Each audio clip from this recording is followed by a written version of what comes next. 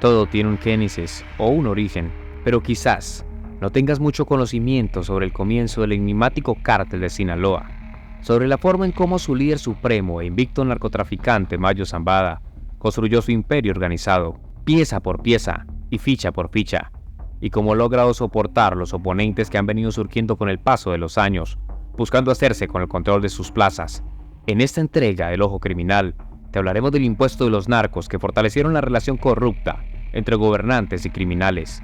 La sombra de la mafia ha rodeado el país mexicano y el cártel de Sinaloa se inmortalizó en el tráfico de alcaloides. Quédate hasta el final de este video y conocerás el porqué de estas afirmaciones. La guerra contra el narcotráfico ha tenido diferentes presentaciones. Durante más de 5 décadas, los gobiernos mexicanos han implementado diferentes políticas para contrarrestar ese flagelo. Cabe destacar que en un principio no se le veía potencial a la problemática. Era algo innovador que en gran parte estaba generando un impacto en los países consumidores. Evidentemente, México era un productor, lo que le permitía quedarse con una de las mejores facciones de este negocio, las ganancias gigantescas. Pero esto solo era un comodín del comienzo, porque todos sabemos las cosas negativas que trae consigo este negocio ilícito.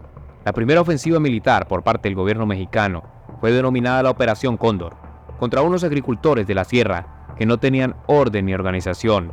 Este grupo no era calificado con el nombre de algún cártel, porque para la fecha esta palabra ni siquiera era tomada en cuenta. Pero la guerra contra las drogas inició hace más de 50 años, cuando el entonces presidente de Estados Unidos, Richard Nixon, ordenó cerrar la frontera para revisar cada vehículo que pretendía cruzar desde México y que podía ocultar marihuana o heroína. Lo llamaron Operativo Intercepción. 6 años más tarde, helicópteros del ejército mexicano aterrizaron en las montañas de Chihuahua, Sinaloa y Durango. Eran los tiempos de la Operación Cóndor, de Pedro Avilés Pérez, del presidente Luis Echeverría y de los orígenes criminales de Ismael, el Mayo Zambada, y del cártel de Sinaloa. Cuando el gobierno de Luis Echeverría inició la Operación Cóndor, el Mayo Zambada tendría entre 25 y 26 años. Si es cierta la fecha de su nacimiento, claro está, pues se estima que nació en 1949. Sin embargo, pese a su corta edad, ya traficaba importantes cantidades de heroína a los Estados Unidos. Eso con la ayuda del esposo de su hermana modesta, Antonio Cruz Vázquez. La Operación Cóndor tenía como objetivo la destrucción de los sembradíos de marihuana y amapola, en la zona que años después se conocería como el Triángulo Dorado del narcotráfico. Esta ofensiva evidentemente no favorecía a los señores del negocio, entre estos, el joven Ismael Zambada.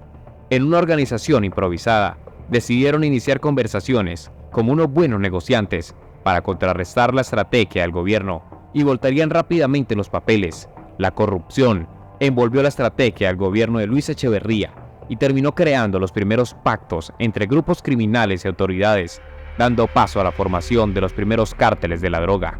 No había casi ningún cargamento que no pasara por el permiso o vigilancia del Ejército, de la Dirección Federal de Seguridad, la DFS y la Policía Judicial. El propio gobierno tenía bajo sus controles los sembradíos. Eran facos y facos de billetes verdes, dólares, afirmó un antiguo miembro del ejército en aquel entonces en una revelación expuesta a diferentes medios.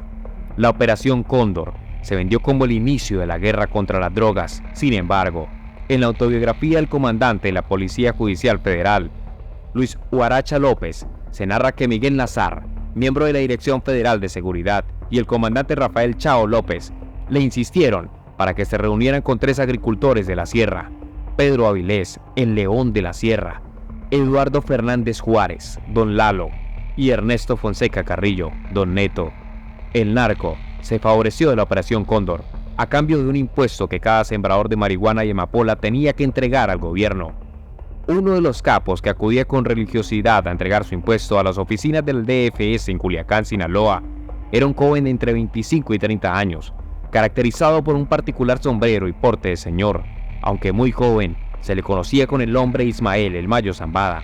El libro Traidor es otro de los trabajos de la periodista Anabel Hernández. En él recoge los testimonios de 2 de los hombres más cercanos a el Mayo Zambada: Vicente Zambada Niebla, su hijo, y Fernando Gaxiola, abogado de Vicente.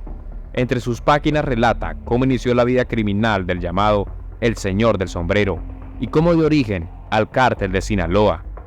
El Mayo traficaba heroína desde la década de 1960, antes de cumplir 20 años, y lo siguió haciendo después de la detención de Antonio Cruz en 1978. Se quedó en Los Ángeles, California, vendiendo marihuana y heroína. El éxito criminal del Mayo Zambada, el hombre que nunca ha pisado la cárcel, se basó en invertir el dinero en narcotráfico en negocios legales. Ganadería y compras de terrenos fueron sus primeros negocios utilizados para lavar el dinero sucio del crimen organizado, para lo cual involucró a toda su familia, hijos, hermanas, hermanos. Se convirtieron en prestanombres, empresarios y millonarios en pocos años. El Mayo Zambada ya era un capo importante por su cuenta. Cuando el gobierno de los Estados Unidos en 1985 acusó a Miguel Ángel Félix Gallardo, Ernesto Fonseca Carrillo y Rafael Caro Quintero por el asesinato del agente de la DEA, Enrique Camarena, solo los dos últimos fueron a la cárcel de inmediato. El primero, el jefe de jefes, lideró hasta 1989 el cártel de Guadalajara. A su caída, sus ex socios se organizaron para crear el cártel de Sinaloa o del Pacífico, con varios nombres a la cabeza: Joaquín el Chapo Guzmán, Héctor Luis el Güero Palma y Juan José Esparragosa Moreno, aunque para algunos el jefe siempre fue Ismael el Mayo Zambada. Cabe destacar que en aquel entonces se traficaba en armonía. Aunque los grandes narcotraficantes estaban rodeados de poder, con muchas armas, y se cuadraban algunas cuentas a balazos, los niveles de violencia eran muy regulados, pues esto también hacía parte del trato con el gobierno.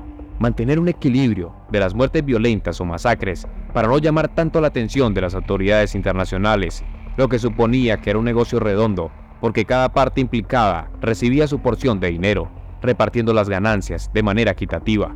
Desde aquel entonces, la figura del Mayo ha sido representativa y su nombre siempre ha sobresalido entre los capos de cada época.